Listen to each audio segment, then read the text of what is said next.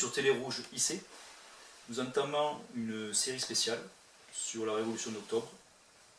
Nous sommes aujourd'hui avec Maurice Kuckerman, secrétaire général du Parti communiste et révolutionnaire de France. Bonjour. Bonjour. Directement, je te demande, 100 ans après, pourquoi parler encore de la Révolution soviétique? Est-ce qu'on n'a pas déjà tout dit? D'abord, sur quelque événement historique que ce soit, on n'a jamais tout dit. C'est la première chose. La deuxième chose, c'est que, oui, il y a nécessité de revenir sur la Révolution soviétique, parce que la Révolution soviétique inaugure une nouvelle période historique, c'est celle du passage mondial du capitalisme vers le communisme. Et donc, par conséquent, la Révolution soviétique est pleine d'enseignements pour les combats d'aujourd'hui. Il va y avoir beaucoup de commémorations dans le monde, je suppose. Oui, il va y avoir beaucoup de commémorations dans le monde.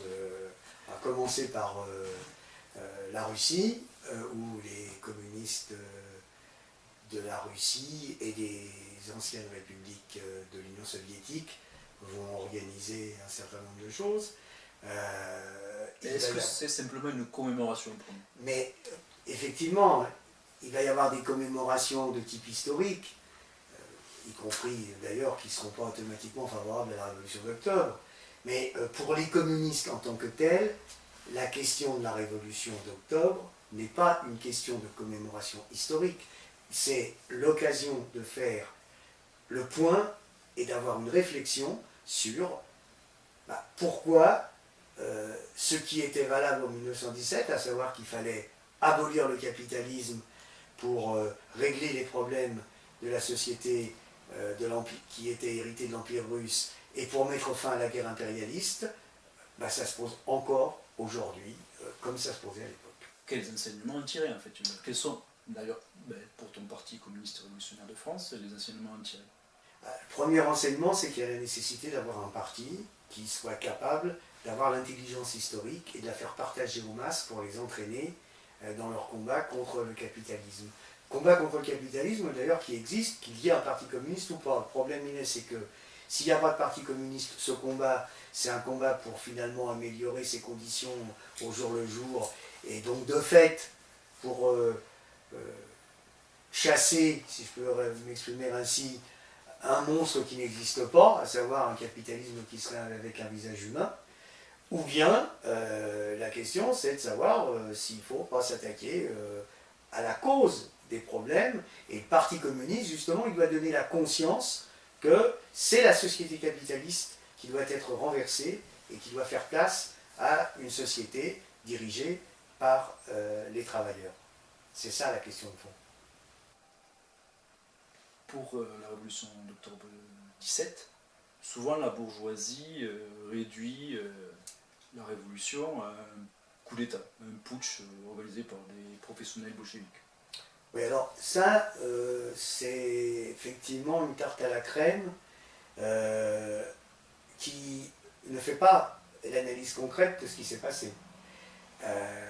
Par exemple, lorsque le tsarisme est renversé, est-ce un putsch ou est-ce une révolution? Tout le monde est d'accord pour dire que la révolution de février est une révolution. Or pourtant, la révolution de février, ça se passe à Petrograd, avec essentiellement les usines qui sont en grève, mais les régiments qui se soulèvent contre le tsar. On pourrait dire que c'est un putsch. Or ce n'est pas un putsch, pourquoi? Parce que, aussitôt que ce mouvement a lieu, ça répond dans le pays et les masses se mettent en mouvement. Partout, la classe ouvrière se mobilise, partout se forment des soviets, depuis Petrograd jusqu'au fin fond de la Russie dans les 3 semaines qui suivent. En 1900, à ce moment-là, le parti bolchevique a 80 000 adhérents. Il est à la fois fort, il est à la fois faible. Il est fort parce qu'il a une expérience, etc. Mais il est faible parce que la plupart de ses militants ont été envoyés à l'armée, liquidés, certains sont en prison, etc. Et donc, il a un petit problème, y compris dans le fait que la guerre a créé une situation particulière. Or, à partir du mois de mai 1917, ancien calendrier, À partir du mois de mai 1917, il n'y a pas une manifestation qui se fasse à Petrograd ou dans les autres villes où les bolcheviks ne sont pas ceux qui dirigent la manifestation. Y compris quand c'est le premier congrès des soviets, au mois de mai-juin, qui appelle à manifester, il se trouve que ce congrès qui est aux 3/4, pour ne pas dire aux 4/5, mencheviks et socialistes révolutionnaires, les gens qui sont dans la rue, à l'appel du congrès des soviets, ils le sont derrière les banderoles du parti bolchevique. Et dans toute la situation qui va suivre jusqu'au mois d'octobre, ce que l'on constate, c'est que dans tout le pays, les soviets, les uns après les autres, passent de la majorité menchevique socialiste révolutionnaire, puis menchevique socialiste révolutionnaire de droite, à la majorité bolchevique plus socialiste révolutionnaire de gauche, pour arriver au 7 novembre au deuxième congrès des soviets où les bolcheviks sont majoritaires tout seuls, mais avec les socialistes révolutionnaires de gauche, avant qu'ils ne trahissent, ils obtiennent pratiquement 95% ou 90% des sièges de députés aux soviets. Donc par conséquent, parler de putsch, ça serait considérer que ce mouvement-là n'existe pas. Car ce qui fait un putsch, c'est qu'un groupe de militaires prend le pouvoir et ne s'appuie pas sur la volonté de changement dans la société, mais il prend le pouvoir pour imposer en règle générale la volonté d'une oligarchie financière, d'une oligarchie politique particulière. C'est jamais autre chose un putsch au plan politique. C'est un coup de force. Les soviétiques, ils font une révolution. Et d'ailleurs, cette révolution va mettre en mouvement, ne serait-ce qu'entre le 7 novembre et la fin du mois de novembre, des millions de personnes, y compris de gens qui à ce moment-là vont participer à la révolution socialiste, ne n'ont pas encore conscience jusqu'où va aller cette révolution. Je pense à la paysannerie qui demande la terre. Et c'est ce qui a été ça, justement, la force des bolcheviks. C'est en donnant à la paysannerie la terre, ils ont attaché cette paysannerie à la révolution socialiste, alors que, spontanément, ces paysans, ils aspiraient à quoi? Ils aspiraient à devenir koulaks, c'est-à-dire des grands propriétaires fonciers. Or, ce n'est pas ce qui s'est passé, justement parce que c'était une révolution. Et une autre tarte à la crème, comme tu dis, mais l'URSS, elle a disparu. Eh oui. Donc, est-ce que les révolutionnaires d'octobre n'étaient pas dans l'erreur? Bon, déjà, il s'est passé 72 ans entre le moment de la révolution et le moment de l'échec, donc il ne faut peut-être pas tout à fait lier la révolution elle-même et l'échec. Il s'est passé quelque chose entre les deux. Puis je rappelle quand même que entre les deux, il y a eu aussi ce référendum unique, exceptionnel de l'histoire soviétique.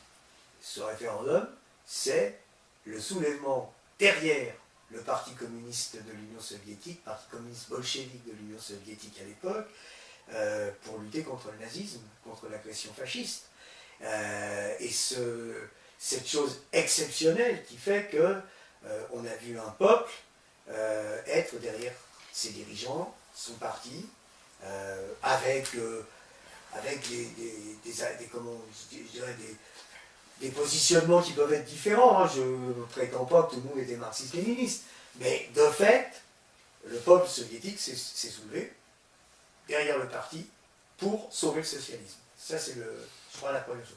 La deuxième chose, c'est que ce qui a été perdu de vue à un moment donné, c'est que la société socialiste, c'est le premier moment de la construction de la société communiste. C'est une période intermédiaire entre le capitalisme et le communisme.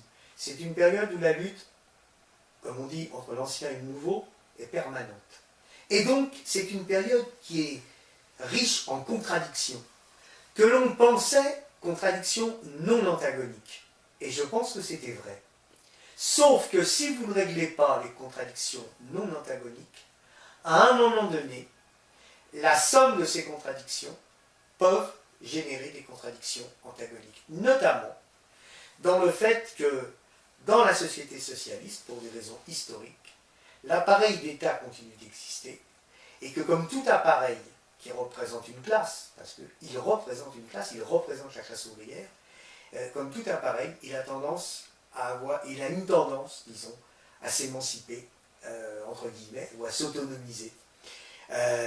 Et donc, en permanence, le rôle du parti, c'est de faire en sorte que cette autonomisation ne puisse pas se faire. Or, à partir notamment du 20e congrès du Parti communiste de l'Union soviétique, les orientations qui ont été posées et qui ont été mises en œuvre avaient tendance premièrement à conforter les positions des couches sociales qui avaient bénéficié de la Révolution, et je pense en particulier à tous ces éléments qui venaient du prolétariat et qui se sont retrouvés à la direction du parti, de l'État, etc., et qui ont eu tendance à se former en caste.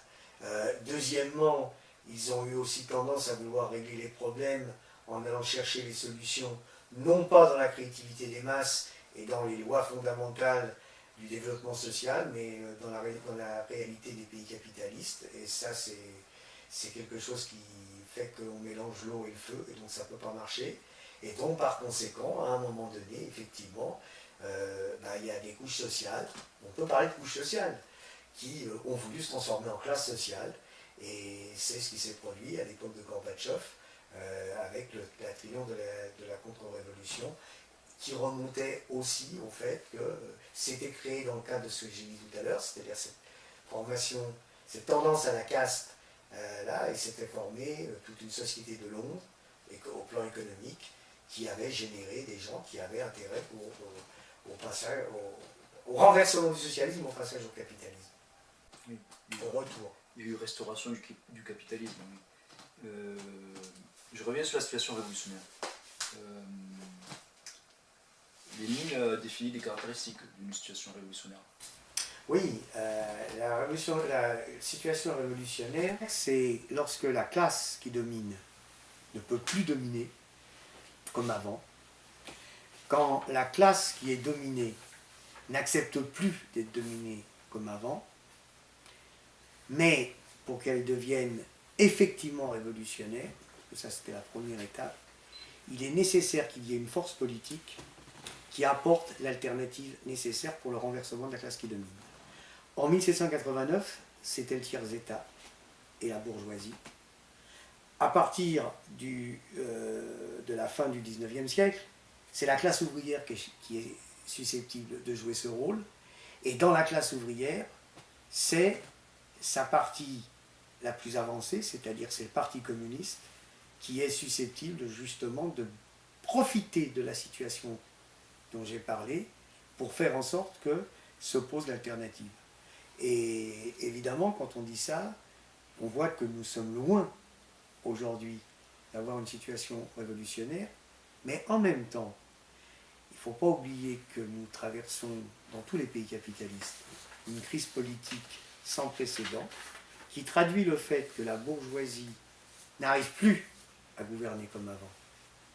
Mais par conséquent, ce qui pose problème, c'est que les classes dominées continuent d'accepter cependant plus ou moins que la classe dirigeante continue de diriger, et le mouvement révolutionnaire est trop faible pour pouvoir modifier la situation. Mais nous pensons qu'avec acharnement, avec dévouement, les communistes doivent être capables de changer cette situation-là et de transformer la crise politique en crise politique révolutionnaire. Merci. Nous sommes déjà à la fin de l'émission. Donc c'était le premier épisode d'une série spéciale sur octobre 17. Vous étiez sur Télé Rouge, IC.